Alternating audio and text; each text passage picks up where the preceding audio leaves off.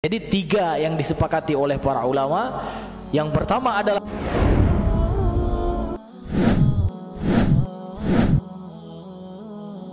wasilah yang boleh ketika kita berdoa misalnya kepada Allah. Yang pertama adalah amal soleh. Amal soleh. Ketika peristiwa ada ya yang terkurung di gua itu kan, mereka kemudian minta kepada Allah dengan wasilah amal soleh. Amal soleh boleh Pak, boleh. Makanya banyak-banyak amal soleh.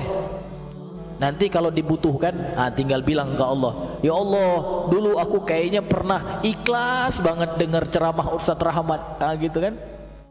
Ya Allah, jadikan ini sebagai sebab terkabulkan doaku. Ya, bisa nggak? Bisa. Tapi jangan pula niat amal soleh hari ini untuk itu, gitu. Berarti jadi nggak ikhlas namanya, gitu ya. Tetap amal soleh karena Allah. Ya, suatu saat kita butuh, itu bisa kita gunakan sebagai senjata untuk mendekatkan diri kita kepada Allah. Yang kedua apa Bu?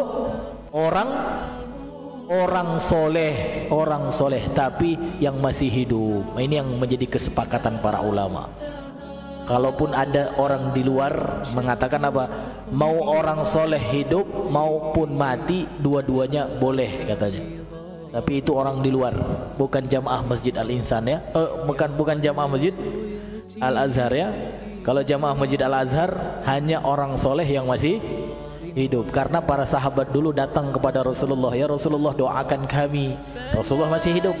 Tapi ketika Rasulullah sudah meninggal, tak ada riwayat yang mengatakan sahabat pernah datang ke kuburan Rasulullah dan kemudian mengatakan, ya Rasulullah doakan kami kelaparan, kami mau nikah, kami mau ini. Tidak pernah ada riwayatnya. Tapi ketika dulu masih hidup, iya ya. Tapi orang sekarang ada juga kan yang datang ke kuburan orang soleh, ada nggak? Tapi bukan jamaah Masjid Al-Azhar. Mudah-mudahan mereka nanti yang seperti itu ibu ajak ke sini Bu. Ya, ibu nggak bisa nasehatin sendiri, bapak nggak bisa nasehatin sendiri, ajak ke sini gitu ya. Ya, ajak ke sini dan kemudian apa? Di sini kita ngaji bersama Bu ya. Sehingga apa? Sehingga menjadi sama-sama orang yang tulus kepada Allah. Apa yang ketiga yang boleh? Ya, di dalam mendekatkan diri kita kepada Allah, di dalam berdoa kepada Allah, wasilah yang ketiga apa? Asmaul husna, ya, seperti As-Sami, Al-Alim, Al-Ghani, Al-Mughni dan lain sebagainya. Ada berapa Al-Asmaul husna? Sebagian ulama membatasi 99. Ini harus tahu ini bapak-bapak dan ibu-ibu. Besok-besok jangan jawab lagi 99. Karena kalau jawab 99 berarti kita membatasinya kan? Sebagian hadis ada yang mengatakan 99, tapi di hadis yang lain dijelaskan apa? Tidak terbatas. Tidak terbatas. Ketika kita minta rezeki, kan ada nama Allah kan? Ada sifat Allah apa? Ar-Razzaq.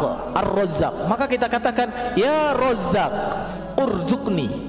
Wahai yang maha memberi rezeki, beri rezeki kepadaku. Ya Qawi, Qawini, karena Al-Qawi min asma'illah wa sifatihi. Wahai yang maha kuat, kuatkan aku. Maka kita sering mengatakan la haula wala quwata illa billah. Maka itu dibolehkan. Jadi tiga yang disepakati oleh para ulama. Yang pertama adalah dengan amal soleh, yang kedua dengan orang soleh yang masih hidup, dan yang ketiga dengan asmaul husna.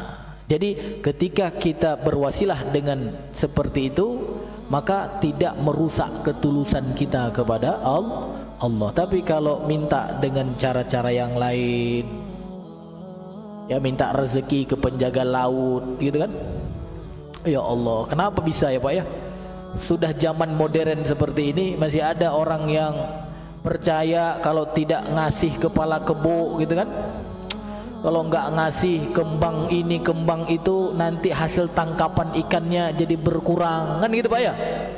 Kenapa masih ada seperti itu Bu? Kenapa Pak masih ada seperti itu? Ini kan zaman modern kan. Kenapa masih ada seperti itu? Bisa jadi karena tidak sampainya ilmu, tidak sampainya ilmu. Maka kita beruntung, kita bersyukur kepada Allah, dan mudah-mudahan nikmat yang hari ini diberikan oleh Allah kepada kita tidak berhenti di kita. Jadi ibu-ibu, bapak-bapak, mudah-mudahan jadi agen, Bu ya. Agen apa namanya? Agen perubahan gitu. Masya Allah. Agen perubahan. Perubahan kepada apa? Perubahan kepada apa-apa yang diridhoi oleh Allah. Karena memang dinul Islam, agama Islam itu adalah agama perubahan. Benar gak? Ya, dulu di zaman jahiliyah banyak orang-orang apa?